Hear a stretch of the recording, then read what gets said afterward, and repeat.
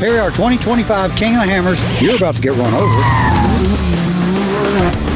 2025 King of the Hammers. It's our first race of the season. And Hammers is a big deal because you have everybody here. What's this? From all the racers to all the sponsors. Brought a couple media guys with me to slow me down. I'm just an interview kind of guy. Really my favorite thing to do. This is Backdoor. If you can one-shot up this thing, the crowd goes wild and you're on your way. It's not for the faint-hearted. I'm sure after Saturday, I'll keep the 4,400 crown and I'll want the 49 back. Now I'm going to just go take a nap and just think about how bad this is going to be on race day. All right, guys, we're finally out here. King of the Hammers 2025, day one. We're just walking up to the Can-Am booth. It's nuts. It's nothing that I've ever experienced before. We're about to reveal the brand new Can-Am Coffee Rig Defender with our man Dustin Jones over here. Come on, let's go check it out. Hey, do you think the Hammer stash is too much? Never. The Hammer stash is sweet. First of all, Can-Am's got to have one of the sweetest booths at King of the Hammers. Cars on containers, all the posters of the winners. Just a huge event and a huge build right here at King of the Hammers. Pull that thing off and let's see it. You know what? Let me check it out. Look at the sign on top. Look how amazing that is. The Can-Am Coffee Cruiser. Something about Can-Am coffee just hits different. Woo, let's go ride.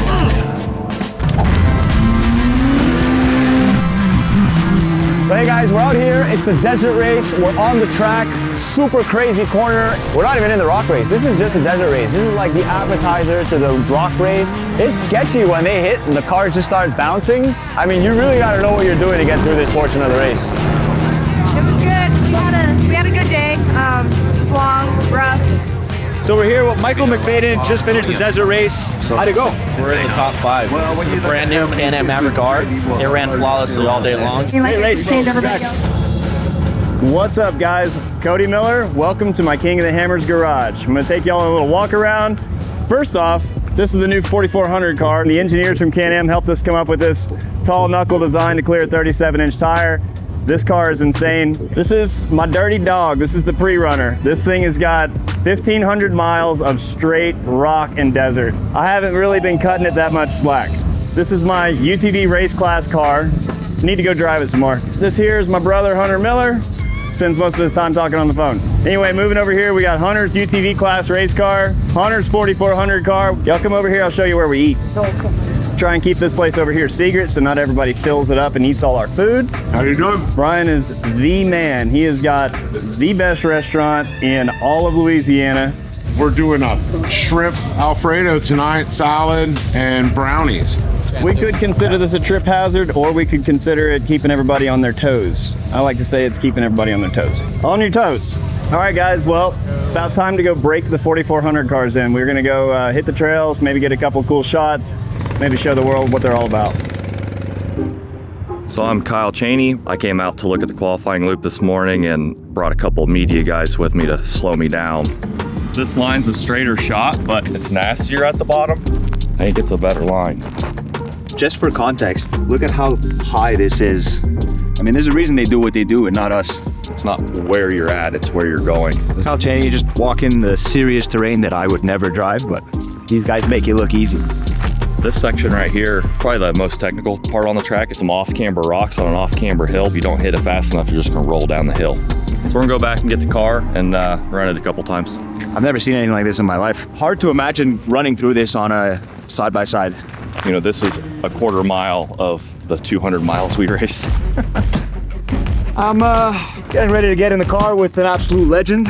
Get to see what he does on a daily basis. And I mean, it's scary enough on foot. It's gonna be a hell of an experience, but I'm lucky enough to do it with the best of the best. This is my 4900 car, so this is the one I'll be racing in the UTV class, and the biggest tire we can run is a 35. So we're running 35s on this car and 37 Roxillas on the 4400. 37s in the rocks are night and day better. Absolutely incredible, just smooth as butter. There's a reason why he is who he is, and I'm pretty sure after watching that, we already know who's winning.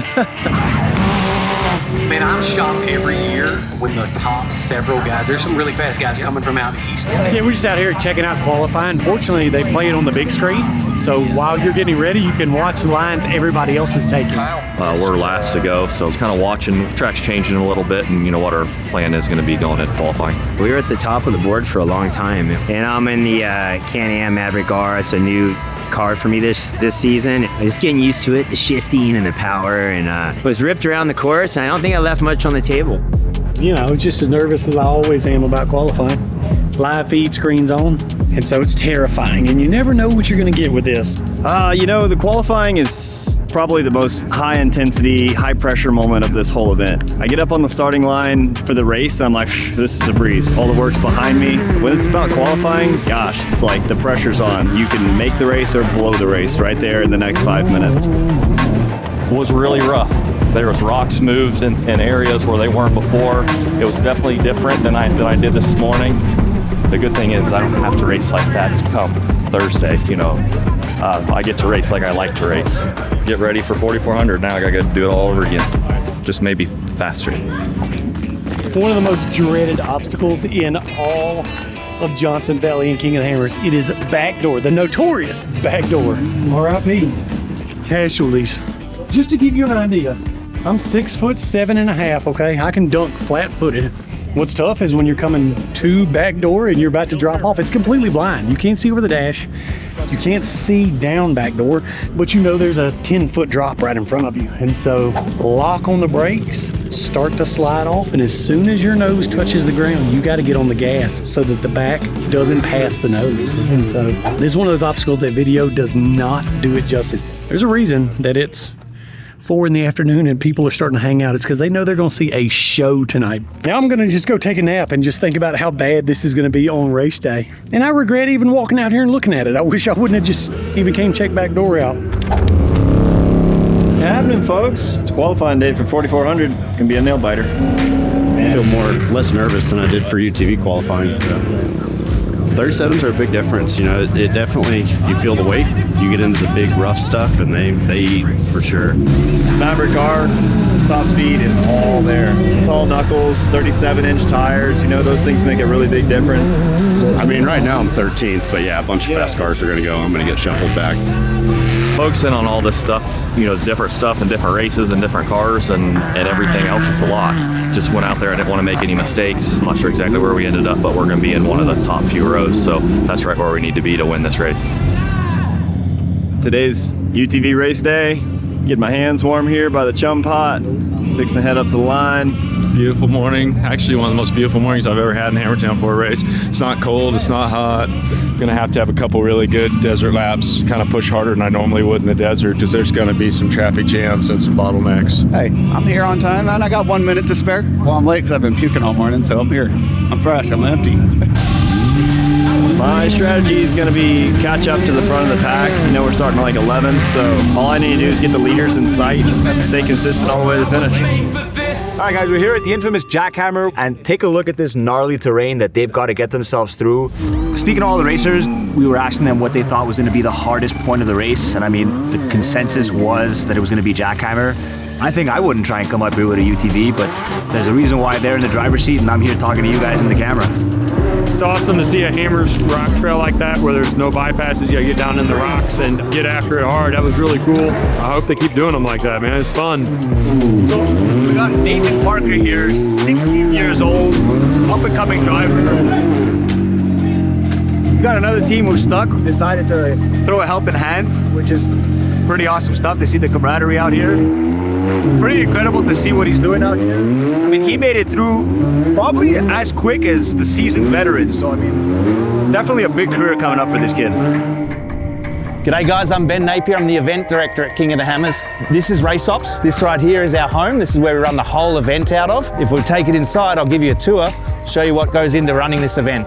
This is race control. So we've got monitors on here. We work with law enforcement, the Marines, the BLM.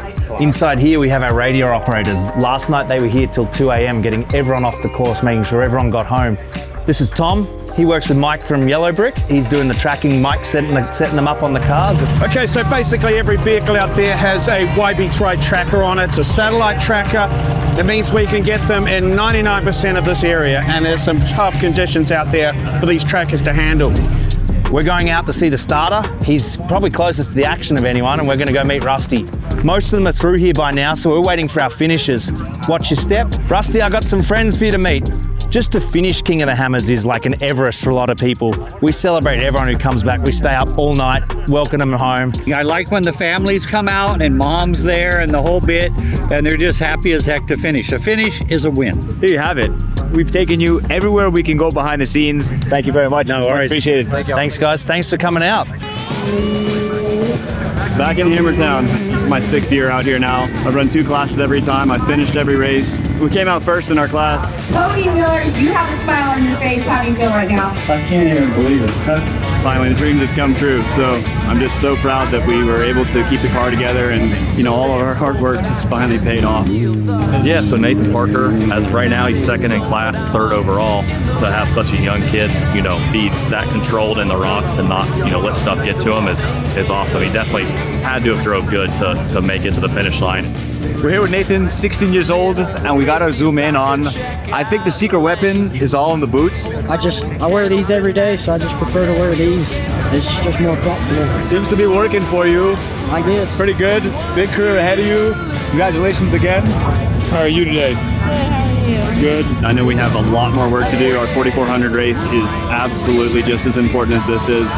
If anything, it's the Super Bowl of this whole event. So it's definitely just shift your focus, keep thinking about racing and not thinking about winning. We'll celebrate after that one. And then the number 1 spot, Mr. Cody Miller. What's up? How are all the people out there? Look forward to a good day today. So here it is, King of the Hammers 2025 4400 day. We are lining up against unlimited trucks with 44-inch tires and 1,000 horsepower. I know we have a machine here that can win this class. Good luck.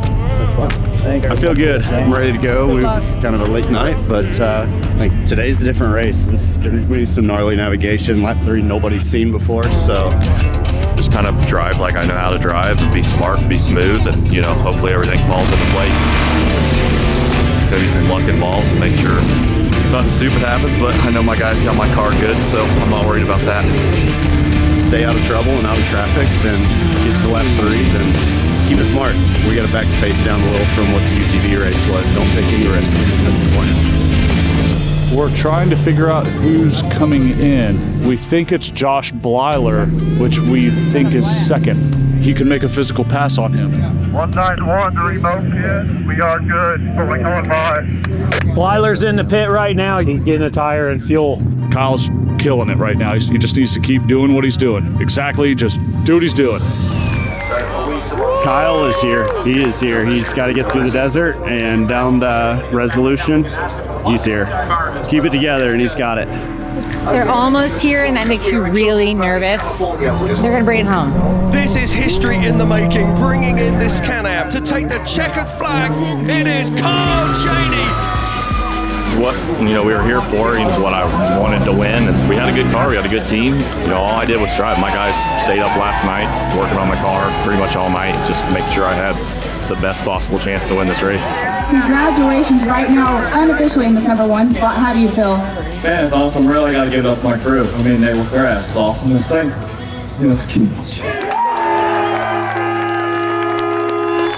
mean, that lap 3, not really knowing where you're going, having no trail to follow, it's crazy to drive.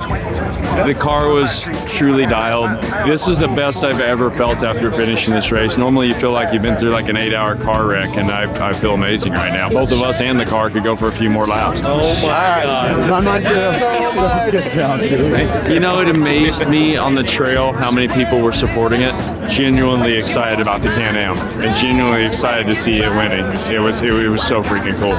You know how long I've wanted this, and now we're just getting started.